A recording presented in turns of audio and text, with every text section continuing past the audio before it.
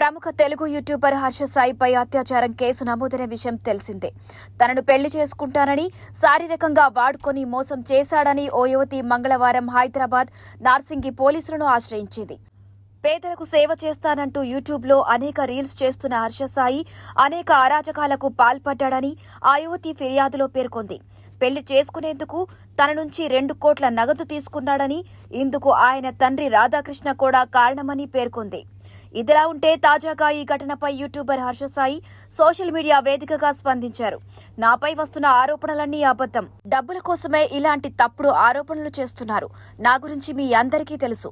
త్వరలోనే నిజానిజాలు బయటకొస్తాయి. ఈ వివాదంపై విజయవాడకు చెందిన మా లాయర్ తానికొండ చిరంజీవి త్వరలో మీ ముందుకు వస్తారు అంటూ రాసుకొచ్చారు. దీంతో పరారీలో ఉన్న హర్ష సాయిని పట్టుకునేందుకు పోలీసులు ప్రయత్నిస్తున్నారు. అతని కోసం హైదరాబాద్ నుండి విశాఖకు స్పెషల్ టీం చేరుకుంది.